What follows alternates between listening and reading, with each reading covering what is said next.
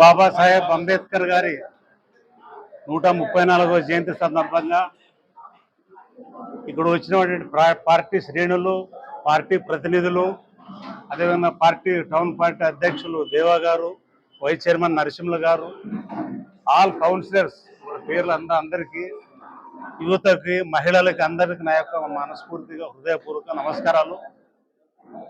మీకంతా తెలుసు, రాజ్యాంగ నిర్మాత, రాజ్యాంగ పితామహుడిగా డాక్టర్ బాబాసాహెబ్ అంబేద్కర్ ఈ దేశంలోన డ్రాఫ్ట్ కమిటీ చైర్మన్గా ఉండి రాజ్యాంగాన్ని రూపకల్పన చేసినారు.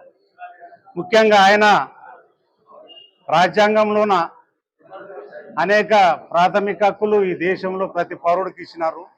ఈ దేశంలో ఉండే ప్రతి పౌరుడు కూడా ఏ కులం కానీ, ఏ మతం కానీ, ఎవరైనా కూడా ఈ దేశంలో పుట్టి ఈ దేశంలో పౌరసత్వం ఉన్న ప్రతి ఒక్కరు రాజ్యాంగానికి అతీతులు ఎవరు ఉండరాదో, రాజ్యానికి నిబద్ధత ఉండాలి. అదేవిధంగా ఆయన దేశంలోన రకరకాల దేశాల్లోన రకరకాలమైన సంఘటనలు ఉన్నాయి. ఈరోజు సౌత్ ఆఫ్రికాలోన అక్కడ తెల్లవాళ్ళు నల్లవాళ్ళని తేడా. ఆ రోజు అంబేద్కర్ ఇది మహాత్మా గాంధీ రైలు నుంచి దుబ్బేసినారు ఆయన, మీరు నల్లోళ్ళని. అదే స్ఫూర్తితో ఆయన స్వాతంత్ర స్ఫూర్తితో మహాత్మా గాంధీ గారు వచ్చినారు. అదేవిధంగా శ్రీలంకలో ఉంది రేసి ఎథనిక్ ప్రాబ్లం అంటారు దాన్ని. అంటే నువ్వు ఇప్పుడు తమిళోళ్ళు, మేము శ్రీలంక వాళ్ళని. కానీ ఈ దేశంలో విచిత్రం ఏమంటే అంటరానితనం అని ఉంది, అన్టచబిలిటీ, అస్పృశ్యత.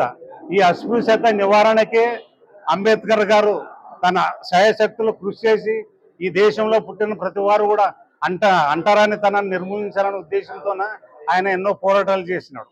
అదేవిధంగా ఈరోజు మనం చూస్తున్నాము, గత నవంబర్ 19వ తేదీన ఈ రాష్ట్రంలోన రాష్ట్ర ముఖ్యమంత్రి గారు ఎంతో చొరవ తీసుకొని దాదాపు 206 విగ్రహాలు అరుగులుట విగ్రహాన్ని విత్ పెడస్టైల్తో సహా విజయవాడ నడిబొడ్డున 18 ఎకరాల 18 సెంట్లు విస్తీర్ణంలోన దాదాపు 409 కోట్లు ఖర్చు పెట్టి ఆయన ఈ దేశంలో ఉన్న ఏ రాష్ట్రంలో కూడా చేయని విధంగా రాష్ట్ర ముఖ్యమంత్రి గారు ఆ విగ్రహాన్ని ప్రతిష్ట చేసినారు.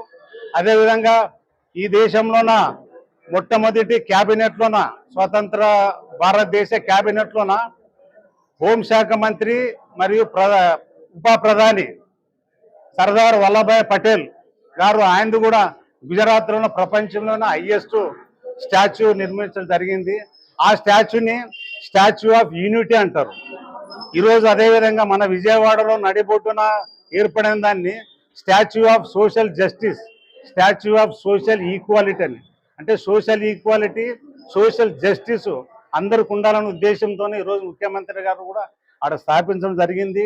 ఆయన అందరూ ప్రతి ఒక్కరు కూడా, ఈ రాష్ట్ర ప్రజలందరూ కూడా ఒక్క షెడ్యూల్డ్ కులాలనే కాదు, ఆయన ఫాదర్ ఆఫ్ ది కాన్స్టిట్యూషన్. అన్ని కులాల వారు కూడా ఆయన గౌరవించాలి. అన్ని వర్గాల ప్రజలు, అన్ని కులాల ప్రజలు, ముఖ్యంగా అందరూ కూడా మూకుమ్మడిగా రాష్ట్ర ముఖ్యమంత్రి కూడా ఎంతో కృతజ్ఞతలు తెలిపే అవసరం ఉందని విజ్ఞప్తి చేస్తూ, ఈ అవకాశాన్ని ఇచ్చినందుకు అందరూ మా యొక్క ధన్యవాదాలు తెలియజేస్తూ ముగిస్తున్నాం.